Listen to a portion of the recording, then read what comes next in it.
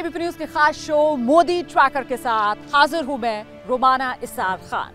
इस शो में हम प्रधानमंत्री नरेंद्र मोदी के हर कदम, हर रणनीति पर पैनी नजर रखते हैं और आज बात राष्ट्रपति और उपराष्ट्रपति चुनाव की। अच्छा देखिए, नवनिर्वाचित राष्ट्रपति द्रौपदी मुर्मू और उपराष्ट्रपति पद के उम्मीदवार जगदीप धनखड़ को चुनकर प्रधानमंत्री नरेंद्र मोदी ने साबित कर दिया है कि वो कितना दूर की सोचते हैं। बीजेपी के लिए 2024 लोकसभा चुनाव के लिहाज से आखिरकार ये जरूरी क्यों था और कैसे प्रधानमंत्री नरेंद्र मोदी ने एक तीर से साधे हैं दो निशाने।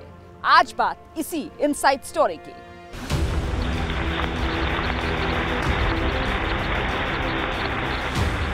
राष्ट्रपति रामनाथ कोविंद को आज संसद के सेंट्रल हॉल से विदाई दे दी गई।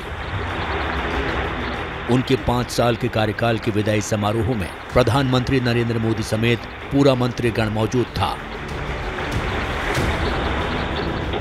अब देश की नजरें नवनिर्वाचित राष्ट्रपति द्रौपदी मुर्मू पर हैं।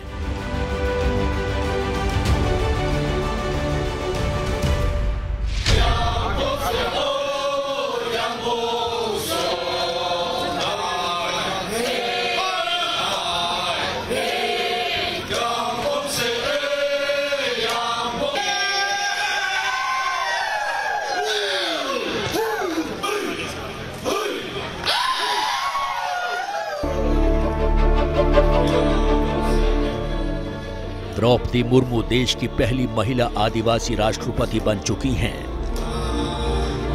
वो जमीन से जुड़ी हैं, उनका लंबा राजनीतिक अनुभव है और छवि बिल्कुल बेदाग है।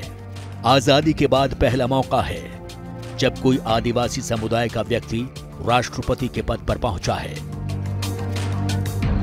द्रौपदी मुर्मू को देश के सर्वोच्च पद पर बैठाकर प्रधानमंत्री नरेंद्र मोदी ने जो दांव खेला है वो अहम है। वो जानते हैं कि एक आदिवासी महिला को देश के सर्वोच्च पद पर बैठाने का असर न केवल आदिवासी समुदाय पर होगा बल्कि उसके साथ साथ महिलाओं पर भी होगा। द्रौपदी मुर्मू संथाल समुदाय से आती हैं। देश में भील और गोंड के बाद संथाल जनजाति की आबादी आदिवासियों में सबसे ज्यादा है। आगे चलकर देश के लिए जो मैं कर पाऊंगी, मैं प्रयास करूंगी, क्योंकि मेरे आगे नहीं, कोई पीछे नहीं, मैं अकेले हूँ। मेरी बेटी है और सर्विस करती है, कोई बर्डन नहीं।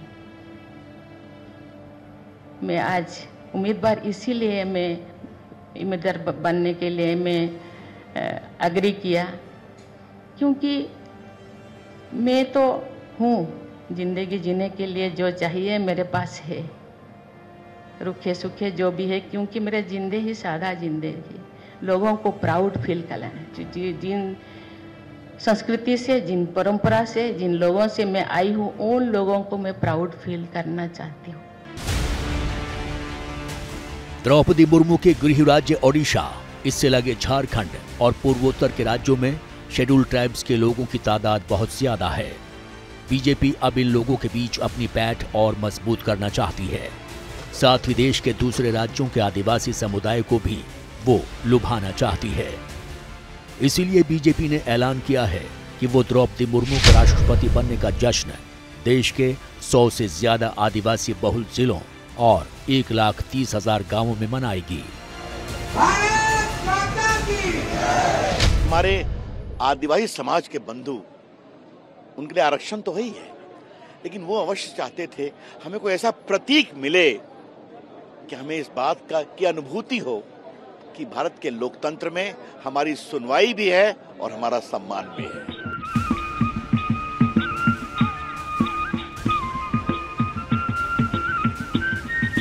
देश में कई राज्यों की कई सीटों पर आदिवासी वोटर्स निर्णायक हैं।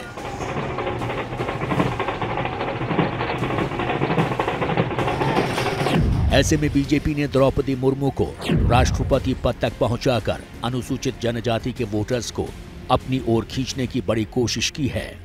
मुर्मू को राष्ट्रपति बनाने से देश के करीब 9% अनुसूचित जनजाति के वोटर्स को बड़ा संदेश जाएगा।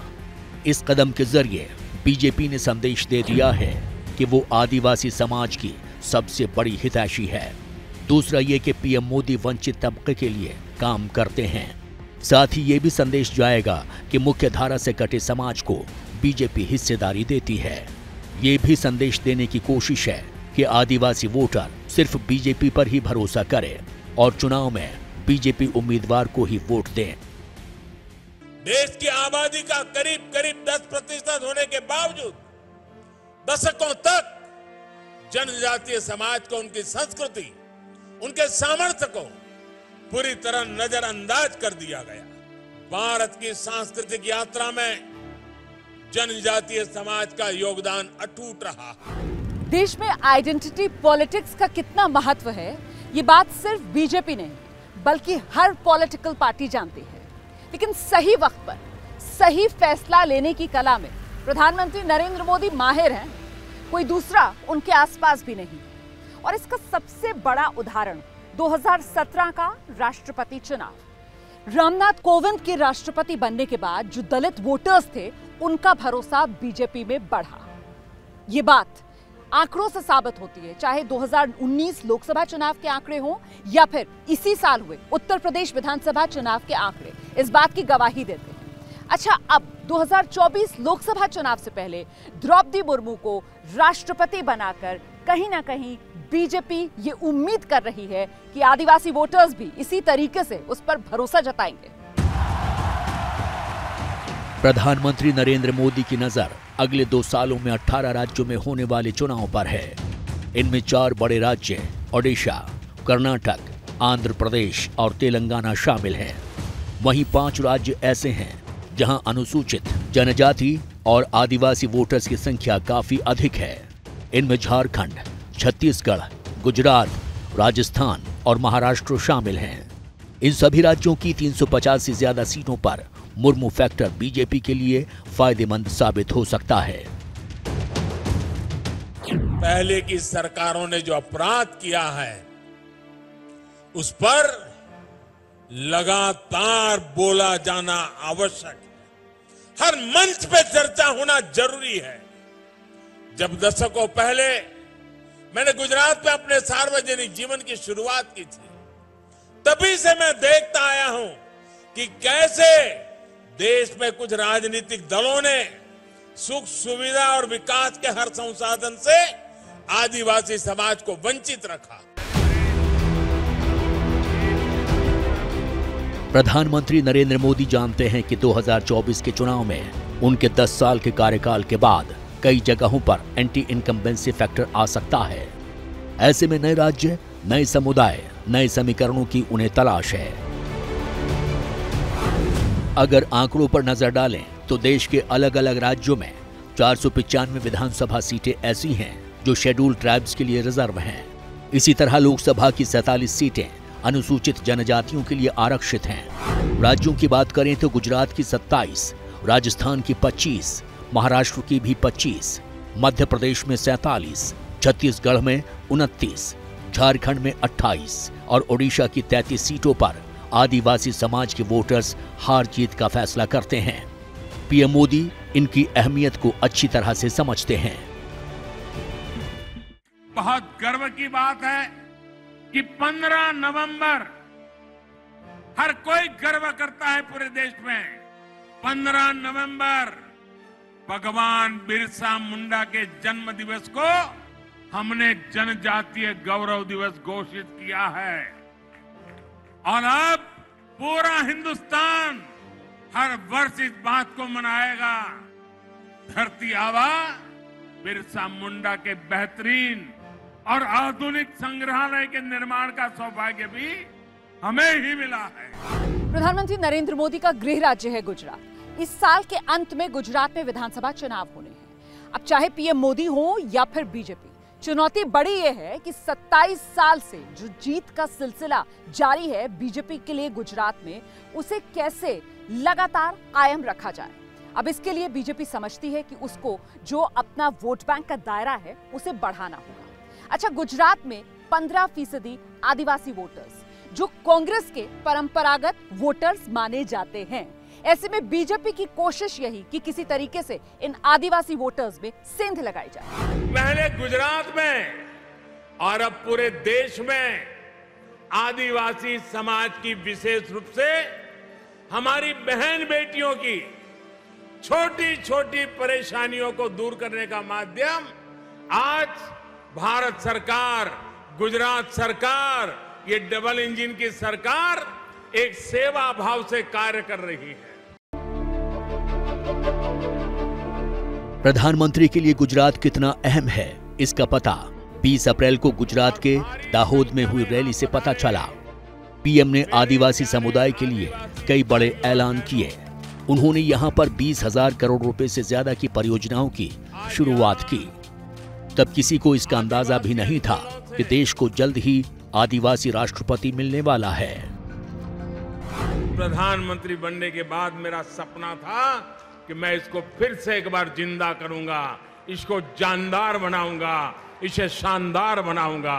और आज वो मेरा सपना पूरा हो रहा है कि 20,000 करोड़ रुपए से आज मेरे दाहोद में, इन पूरे आदिवासी क्षेत्र में इतना बड़ा इन्वेस्टमेंट, हजारों नौजवानों को रोजगार। गुजरात में 13 साल तक मुख्यमंत्री रहने वाले नरेंद्र मोदी जानते हैं कि गुजरात में आदिवासी समुदाय कितना बड़ा है। पारंपरिक रूप से गुजरात में आदिवासी समुदाय कांग्रेस को वोट देता रहा है, लेकिन मोदी इस समीकरण को बदलना चाहते हैं। गुजरात का 15% आदिवासी समाज कई उपजातियों में बटा हुआ है। इनमें भील, दुबला, धोड़िया, राठवा, वर्ली, गावित, कुकना, नाइकड़ा, चौधरी, थानका, पटेलिया और कोली हैं। आदिवासी समुदाय गुजरात की 182 विधानसभा सीटों में से 27 पर खास प्रभाव रखते हैं। इन 27 आदिवासी बहुल सीटों में से सिर्फ 9 सीट बीजेपी के पास हैं। 2017 के विधानसभा चुनाव में आदिवासी समाज का 50% से ज्यादा वोट कांग्रेस को मिला था, जबकि 35% वोट बीजेपी को मिला था। बाकी 15% अन्य को मिला था। अब बीजेपी को उम्मीद है कि द्रौपदी मुर्मू को राष्ट्रपति बनाने से आदिवासी समुदाय के लोगों में पार्टी को लेकर सही मैसेज जाएगा और चुनावों में इसका फायदा मिलेगा। जनजातीय समाज के योगदान के बिना क्या प्रभु राम के जीवन में सफलताओं की कल्पना की जा सकती है? बिल्कुल नहीं। वनवासियों के साथ बिताए समय ने एक राजकुमार को मर्यादा पुरुषोत्तम राम बनाने में अहम योगदान दिया है। वनवास के उसी कालखंड में प्रभु राम ने वनवासी समाज की परंपरा, रीति रिवाज, रहन सहन के तौर तरीके, जीवन के हर पहलू से प्रेरणा पाई थी।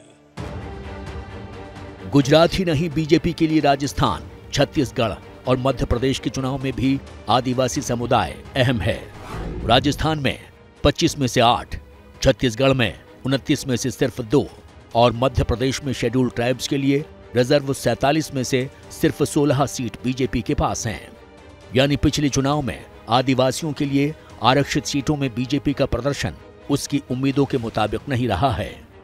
सिर्फ विधानसभा चुनाव ही नहीं, बल्कि लोकसभा चुनावों के लिए भी आदिवासी वोटों पर बीजेपी की नजर है। मिजोरम, नागालैंड, मेघालय, अरुणाचल प्रदेश में राज्य की जनसंख्या में इनकी हिस्सेदारी 40% से ज्यादा है। वहीं मणिपुर, सिक्किम, त्रिपुरा और छत्तीसगढ़ में ये 30% है और मध्य प्रदेश, झारखंड और ओडिशा में इसकी आबादी 20% से ज्यादा है। भारत में लोकसभा की कुल सीटों में 47 सीटें अनुसूचित जनजातियों के लिए आरक्षित हैं। इस वजह से माना जा रहा है कि द्रौपदी मुर्मू का राष्ट्रपति बनना भारतीय राजनीति में महज संयोग नहीं है। कुछ लोगों को लगता है मुट्ठी भर लोगों ने ही देश को आजाद किया, मुट्ठी भर लोगों ने ही बलिदान दिए और गीत भी कुछ ही लोगों के गाए गए। देश के आजादी के इतिहास को भुला दिया गया। देश के लिए मर मिटने वालों को याद करने में कुछ लोग कतराते रहे हैं। 1857 से 1947 तक मेरे आदिवासियों ने हर हुकूमत के सामने लड़ाई लड़ी। बलिदान दिए हैं। एक साथ 100 आदिवासियों को फांसी पर लटका देते थे अंग्रेज, वे झुकने को तैयार नहीं थे। आजादी जंग के अंदर हिंदुस्तान के हर राज्य में जहां जहां आदिवासी है, आजादी के जंग में बलिदान देने में कभी वो पीछे नहीं रहा है। जंग की शुरुआत करने में उसने अहम भूमिका निभाई है। मेरे देश की भावी पीढ़ी को पता चलना चाहिए कि मेरे आदिवासी भाई जंगलों में रहे, पहाड़ों में रहे, पहनने के लिए कपड़े नहीं थे, लेकिन मां भारती की आजादी के लिए बलिदान देने में कभी पीछे नहीं रहे। उनका सम्मान होना चाहिए, उनका गौरव होना चाहिए, भावी पीढ़ी को उनकी प्रेरणा मिलनी चाहिए। देश की आधी आबादी महिलाओं की है। बीजेपी को उम्मीद है कि द्रौपदी मुर्मू की जीत से जो देश की महिला वोटर्स हैं, उनमें एक सकारात्मक संदेश जाएगा। ऐसा माना जाता है कि जो महिला वोटर्स हैं वो ज्यादातर बीजेपी के पक्ष में वोट करती हैं और इसका जिक्र खुद कई बार प्रधानमंत्री नरेंद्र मोदी ने भी किया है। तो अब द्रौपदी मुर्मू की जीत के बाद बीजेपी की कोशिश यही कि किसी तरीके से महिला वोटर्स में अपनी पकड़ और मजबूत बनाई जाए।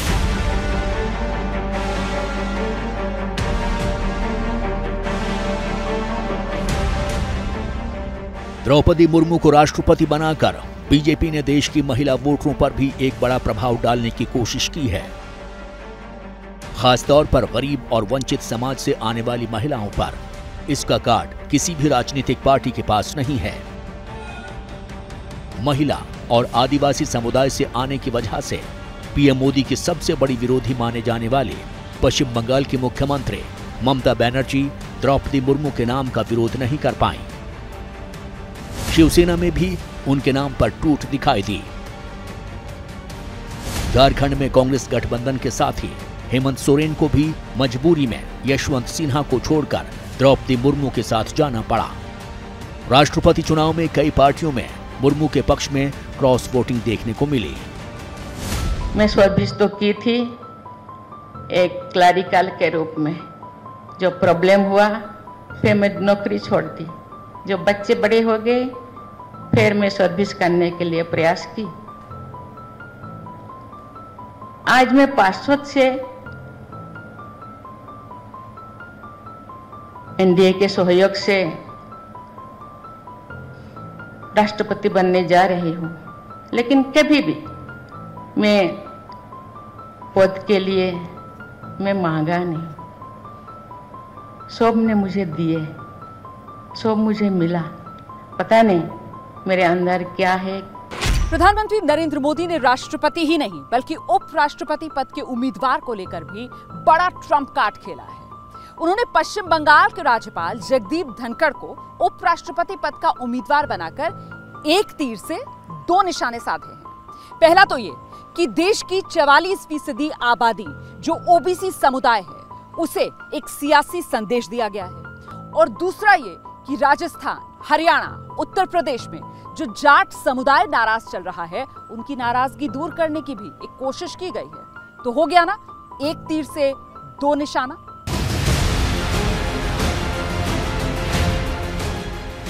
राजस्थान के झुंझुनू जिले से आने वाली जगदीप धनखड़ को बीजेपी ने उपराष्ट्रपति पद का उम्मीदवार बनाकर उत्तर भारत के एक बड़े समुदाय को साधने की कोशिश की है। जगदीप धनखड़ जाट समुदाय से आते हैं और किसान परिवार से ताल्लुक रखते हैं।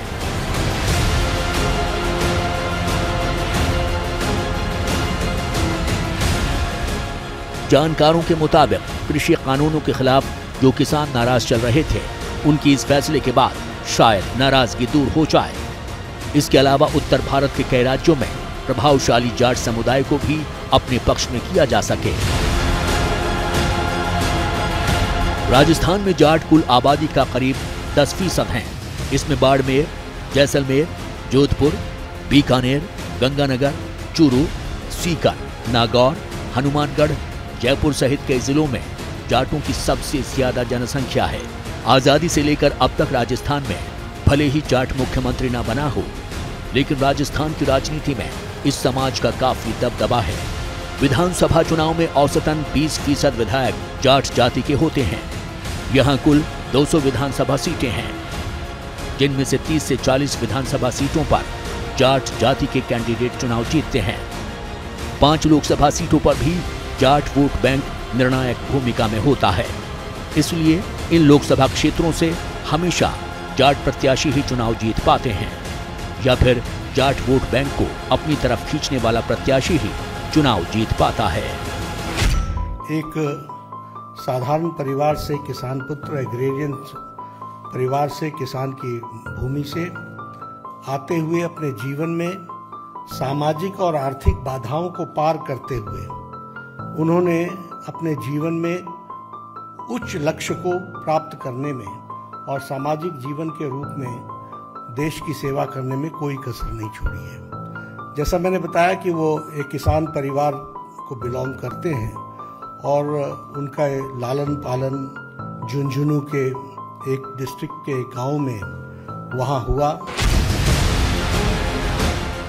राजस्थान में अगले साल यानी 2023 के नवंबर-दिसंबर में विधानसभा का चुनाव होना है। ऐसे में बीजेपी धनखड़ के जरिए सियासी लाभ उठाने की पूरी कोशिश करेगी। राजस्थान के अलावा बीजेपी की नजर हरियाणा और उत्तर प्रदेश के जाट वोटों पर भी है। हरियाणा में जाट समाज की आबादी करीब 27% है। यहाँ की 40 विधानसभा सीटों पर भी जाट समाज का सीधे तौर पर प्रभाव है। जहां तक यूपी की बात है तो यहाँ पर जाट समाज कुल आबादी का सिर्फ 2% है। लेकिन किसानों और खेती बाड़ी से जुड़ा ये समुदाय पश्चिमी उत्तर प्रदेश का सबसे प्रभावशाली समुदाय है। इसी साल विधानसभा चुनाव में इस समाज को साधने के लिए बीजेपी ने पूरी ताकत लगा दी थी, जिसका उन्हें फायदा भी हुआ। धनखड़ को उपराष्ट्रपति के तौर पर पेश कर बीजेपी ने बगावती तेवर दिखाने वाले जाट नेता सत्यपाल मलिक को भी किनारे कर दिया है। मलिक ने करीब 2 साल से मोदी सरकार के खिलाफ बगावत का झंडा उठा रखा है। फिलहाल वो मेघालय के गवर्नर हैं। प्रधानमंत्री नरेंद्र मोदी एक कुशल रणनीतिकार है। उन्हें पता है 2024 लोकसभा चुनाव में एंटी इनकम्बेंसी की वजह से अगर उनका वोट कुछ घटता है तो फिर उसे मैनेज करने के लिए या फिर यूं कहें कि डैमेज कंट्रोल के लिए उन्हें दूसरे वर्ग, दूसरे समीकरण की जरूरत पड़ेगी। और ऐसा लगता है कि राष्ट्रपति और उपराष्ट्रपति चुनाव इसी रणनीति का एक बड़ा हिस्सा है। तो अब सवाल ये कि आखिर प्रधानमंत्री नरेंद्र मोदी की ये रणनीति कामयाब कितनी होगी, इस पर हमारी नजर रहेगी। फिलहाल मोदी ट्रैकर में मुझे इजाजत दीजिए। एबीपी न्यूज पर खबरों का सिलसिला लगातार जारी है।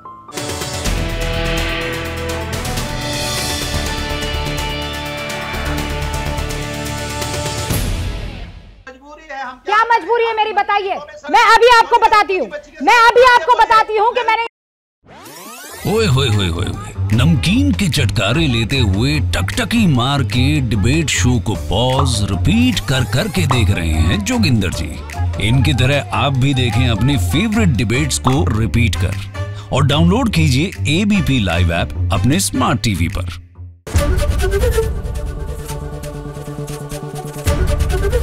एबीपी न्यूज आपको रखे आगे।